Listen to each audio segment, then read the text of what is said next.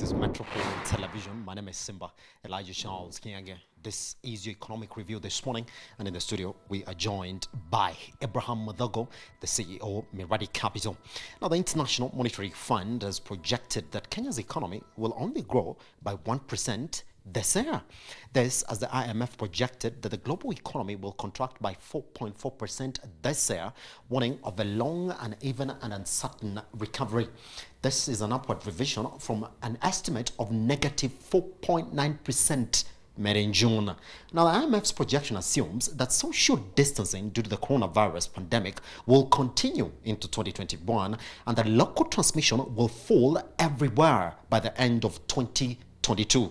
IMF's chief economist Gita Gopinath said in the latest World Economic Outlook that the revision was driven by better than expected growth in advanced economies and China during the second quarter of the year and the signs of a more rapid recovery in the third quarter. However, the IMF has warned that the coronavirus crisis is far from over. Now, the Central Bank of Kenya during its MPC meeting did indicate that the economy will grow by 3.5%, which represents a huge deviation from the 1% that IMF is painting. So the question this morning is, who is correct on our economic growth chances for the year, and what are the indicators from the biggest sectors like manufacturing and hospitality that the economy may rebound in the last quarter of this year? Now, the good thing is that this morning, as we speak, we do have the Q2 numbers from KNBS, and I'm going to go through them, Abraham, just before we talk about this. Now, what we do know is that in quarter two, our economy contracted by a whopping 5.7%. Now let's talk about the biggest sectors, as we do know of it. Tourism and hospitality sector, which has been the biggest contributor to our GDP, contracted by a whopping negative 83%. Let's talk about manufacturing, 3.9%. Transport, 11.6%. Now, the thing is, though, Abraham, the biggest contraction we've ever seen was in 2008. But even then, we were able to grow by 3.2%. That's a general economic growth for that year. So I'm asking you this morning, who do we go with? IMF or the CBK? You see, whenever you're doing projections, and that's why those numbers will vary by as many people as are projecting. Yes. You're using certain metrics. Everybody is trying to look forward and see how it looks. Unfortunately for all of us, none of us has ever seen anything similar to this. That's why you see we started very high, 6, we went to 5 now. CBK is at 3.5, IMF is at 1. You remember when you sat here that day, I told you, I don't think we can go beyond 1. Yes. So slowly we are getting there. But you see, people are using the different metrics. And we cannot say any of them is wrong, because nobody has the right answer. Because we are all just trying to project what we think it will happen. Yes. Coronavirus is a big unknown. People said it would come and decimate Africa. It did not. People said it would go away in Europe, and now it's coming back. So really, we are dealing with a big unknown. And we are still on the pathological part of it. So once that is done, then the economic effects. That's why they're talking about 2022. Because the aftershocks will be with us for a long time. Personally, I think it is too early to do estimates. These estimates mean nothing, with due respect to IMF and Central Bank. Yes. They mean nothing in this sense, in the sense that just a change in one of the metrics now completely obliterates whatever they've done. And furthermore, you see, when these numbers are being done, they don't get into the details of how they arrived at those numbers. Yes. Because it's only if they do that, then we can compare likes to like. But now we are comparing two numbers that have been calculated using different methods. Yes. And different assumptions. So literally, they're not comparable. And see, that's the problem. That's the limitation of statistics. Statistics will, as I say, if you torture data long enough, it confesses. Yes. So it's a question of what are we torturing that data to tell us? So they tortured it, he told them 3.5. DCBK tortured their data. IMF tortured their data, he told them 1%. So clearly, the data sets are different. Yes. So what is for sure is that we are in the middle of a pandemic. A pandemic we have never been in, and a pandemic who we don't know when we are getting out. Those are the things that we know. So people are just trying to estimate when it will end, how it will end, how we will live with it. Those are the estimates we are dealing with here. But they are all estimates, and we are all doing this while this is going on. So to cut a long story short, what is for sure, our economy will contract. So what we're arguing about is it is by how much. Yes. Personally, if I was told now you also have to give an estimate, it will not go beyond 1. That is my take. Pretty much. I know that I've gone with the IMF, but that has been my position all along. Because if you look at the key drivers, especially something like tourism, tourism, the multiply, it is a very good dipstick of an economy. Yes. Because especially ours. Yes. So you find that if it is doing badly, it has a very big effect even on the agricultural sector. Because they say for every direct job in tourism, there are probably around 11 to 12 others along the chain.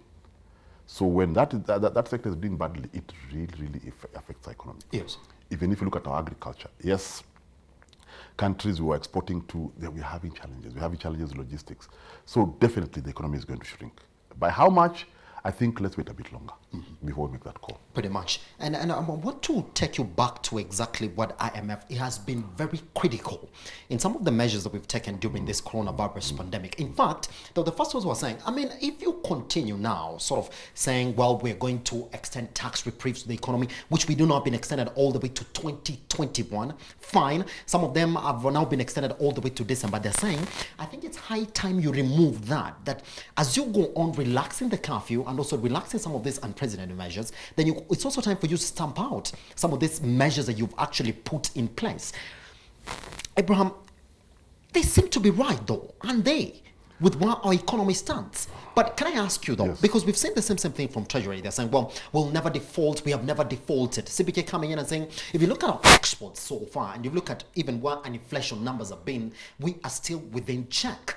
So why do you think CBK is becoming bullish from? I mean, 3.5 is a bigger number because even after 2008, we only grew by 3.2%, Abraham.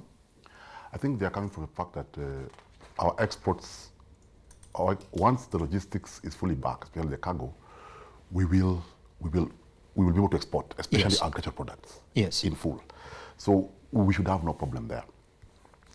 But if you look, if you come backwards, if you look at how CBK is looking at our economy, yes, they're trying to play a scenario of how soon can we get back to where we're supposed to be. And for us to kick back, we just need our agriculture exporting whatever it is that we grow here. yes, Our tea going out, our coffee going out, our avocado going out, because there's a very high demand out there for the food right now. Yes. Don't forget we are about to go into winter where they can't grow anything wherever you export our food. yes. But now, coming back to why are they so bold about what we are doing, and should we relax our tax measures? I don't agree with IMF on that one. I think right now, this is the time when you're supposed to give breaks to spur the economy, because there's no other way. Yes. Because you have to forgo income now for future growth. Because if you tax now, you kill. So the thing is, as we are growing, let's be very careful of removing our tax breaks too early. And with due respect to IMF, I have nothing wrong with the IMF, but IMF also, they have their limitations of knowledge. I mean, you cannot be an expert of the whole world. Yes. Yes, so CBK would be a better expert of Kenya than IMF, with due respect.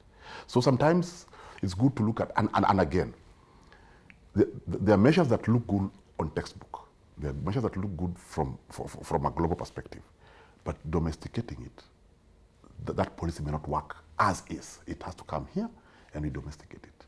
Those measures they're saying may be good, but with a pinch of salt. Yes. So it's, yes, we are saying this, but give it to us. How we plug it in is our problem. But we cannot plug it in the way you're giving it to us. Yes. Because sometimes that will end up giving you economic constipation. Pretty much. Now, Abraham, let me just address this issue as we clear this conversation this morning. If you look at where we are, quarter two, we've contracted by negative 5.7%. And I will tell you though, even our biggest contributors in terms of manufacturing and tourism, if you look at tourism, we had negative 83.3 from quarter two. Well, CPK also did say the other day that if you look at exactly the hotel industry as well, they have been recording a bit of increases because of employment has jumped from 37% to 45%.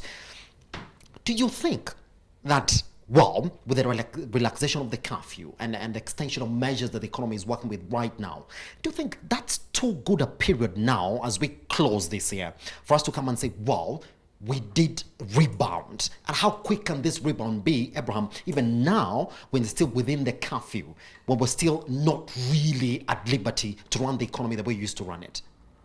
See, we have to separate two things. Freedom to transact business and ability to transact business. Yes. Those are two different things. Yes. We have now been given leeway to transact business. We have been given leeway to be in a bar until 10 or 11, to be in a restaurant until 10, to move around the country. But have we addressed the issue of why there's low demand? Because you can allow me to go to a pub, but if I don't have the money, you can allow me all you want. I will not be able to consume that, yes, whatever it is that I give it. So we've addressed the freedom issue. Now let's address how we put money in people's pocket. Because only then do we spur the economy. Because the economy is spurred by cash and spending, and ability to spend, and the want to spend.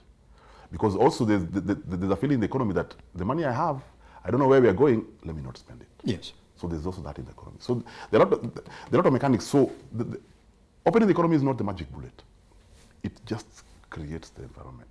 But putting money in people's pocket, changing the psyche of people and assuring them that all is well, so that they can start spending. Because people right now, if you look carefully, people are only spending money that they must. No, the rest of it, they're stashing it. You remember even when CBK was looking at, they were saying, I think that there's actually more money outside banks than there is bank, if you look at money supply. So people are stashing money everywhere. Why? Because when people feel that they're endangered, the only safety they have is cash in pocket. Not even cash in bank, cash in your pocket. So in terms of are we rebounding or not rebounding, the ultimate will be how much money have we been able to put in people's pocket. Creating employment is one of them. Getting people back to jobs is something. But using whatever other measures, be it fiscal or monetary policies, to make sure that more money, but by either putting it there or not removing it by taxes and everything. So that when you give breaks, people retain more money than they would have if they had to pay out taxes. Pretty much. Yeah. All right, let's move on to another issue this morning.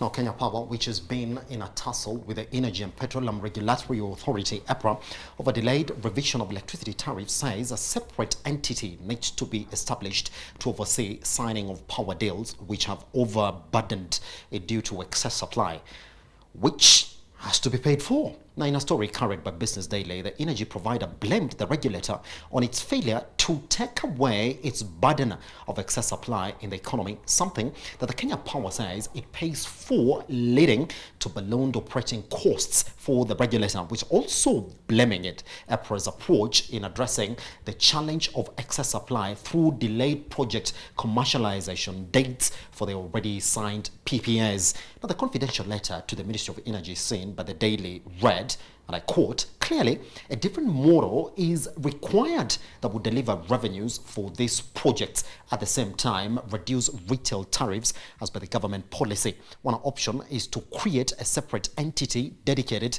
to entering into PPAs with the generators on behalf of the government. Question being this morning, is the Kenya Power trying to have its way in adjusting its power energy prices in the country? And I don't know, Richie, whether we have that data that shows the financial position of Kenya Power. Pretty much that's exactly where we are, which shows you what the weaknesses of Kenya Power are in terms of really addressing some of their profitability issues in the country right now as we know of it. Now, let's look at exactly where we are this morning. In terms of current ratio, from 2016 to 2017 to 2018, you can actually see how that is diminishing. Also, debt to equity ratio, which is really something that you have to look at. It keeps on increasing. From 2016, you see exactly where it was 1, then went to 4, and now it's pretty much stuck at 4, which if you go back to 2019 and 2020, it's really jumping up because they did record their worst year in terms of their profitability in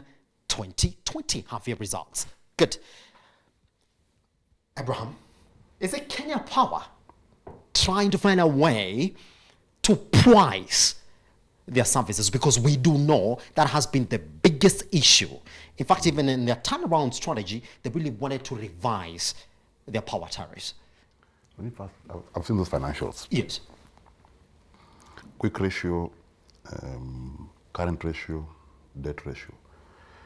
The current and quick ratio. The quick ratio, and difference between quick ratio and current ratio is that the quick ratio is calculated only using cash. Yes. As the current asset over the current liabilities.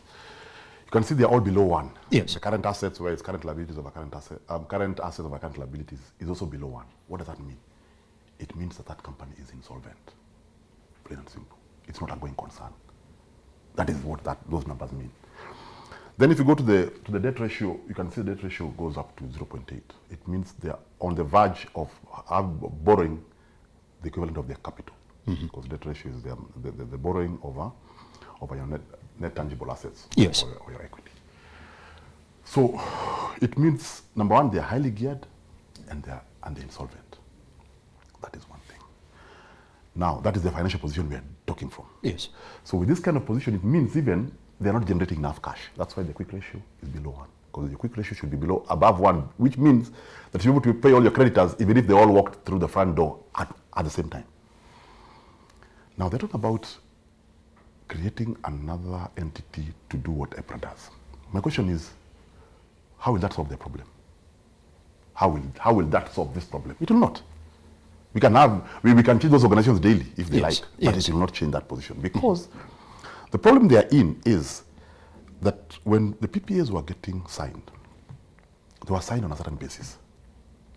But the truth of the matter is, where we are now, we've signed PPAs, or rather, the installed capacity. The signed PPAs are probably more, but the installed capacity now is about 3,000 megawatts. Peak demand is about 1,800. So Kenya Power is paying for 1,200 megawatts, which they have no one to sell to. Yes. But I can assure you, even without being private to those details, that when those things were being signed, they were signed on a basis that the demand for that power will grow as that supply is being put in place. Don't forget, the PPA process, to get a PPA, the process is very long. You apply to the ministry. When they're happy with you, with all your feasibility studies and everything, and once the EOI is okay and the feasibility study is okay, they send it to EPRA. EPRA, you go have a conversation with them. Then they send it to Kenya Power. You start doing conversation with them. Then they bounce you back to EPRA. So it's very consultative. It's extremely consultative. So I don't think it's fair for Kenya Power to now come and say it is somebody else's fault. Yes. They were in the picture throughout. Yes. Lastly, even if we did what? PPAs are contracts, and they are long-term contracts. And they are long-term contracts that have obligations on both parties. Obligations of that if I produce up to the amount we've said here, you pay me. If I don't produce, I pay you. Yes. So it means whether you're using the power or not, if I produce it, you pay for it. And we are stuck with something, a document of that nature for a 25-year period. So whether we have EPRA, whether we have another monster, whether we have another parastatal, whether we have another organization, it will not change that fact. Yes. That can only be changed if the other party is willing to renegotiate. But the question is, why would they want to renegotiate? Because they invested based on the tariff that they were given that time, for the period they were given, with the escalation factors that they were given. Yes. So Kenya Power's wars have nothing to do with the organization with EPRA.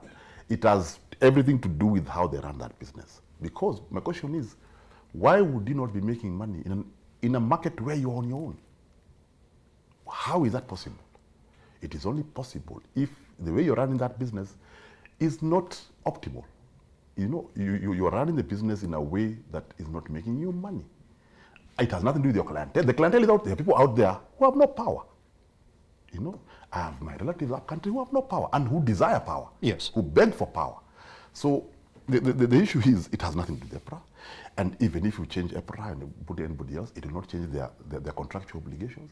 It will not cure this financial position.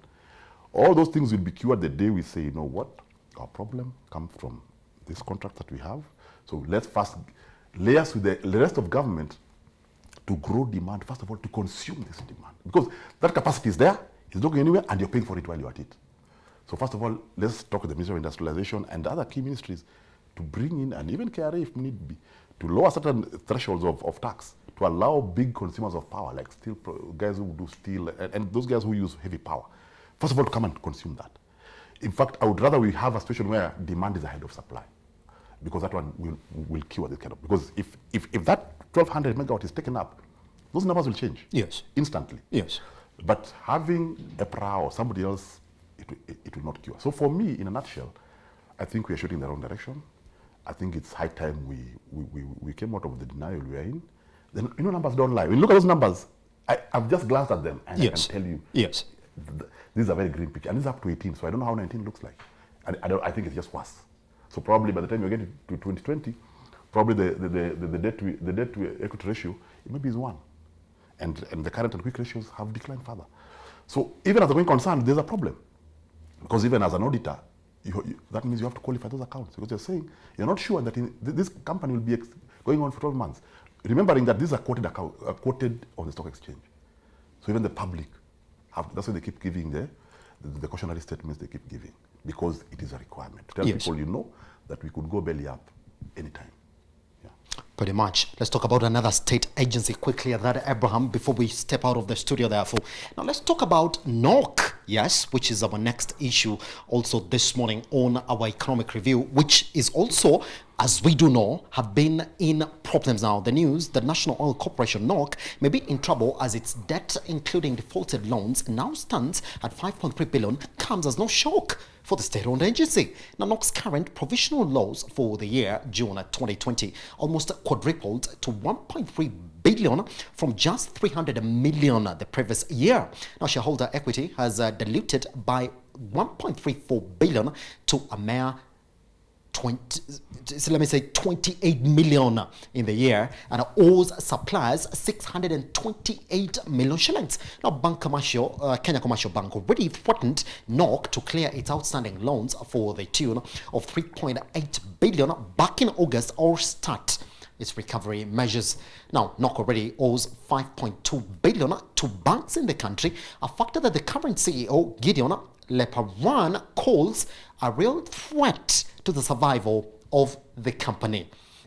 My question this morning is this: how does NOC make losses in a sector where demand never dips, Abraham? I mean, it's interesting because we're just coming from Kenya Power, but we're saying, how do you make losses in an area that you are the monopoly? Let's cross over to NOC, who's another state agency. They're making losses in a sector where demand will never dip. It's always up there. You see, if you read the mandate of NOC, yes, they were formed, I think, in 81. They were to do everything oil. Mm-hmm. But if you see, but now if you look at them very carefully, yes, and even they came even before we had the energy regulator. That time it was ERC. Yes, and one of the objectives of NOC was to have a petrol station network. Yes. That would sell fuel at a price that would be lower than the market, as a way of showing the market which way to go. Yes. Now, fast forward to today, we have EPRA in place. We have very big players in place, the Shells, the Rubies, and the rest.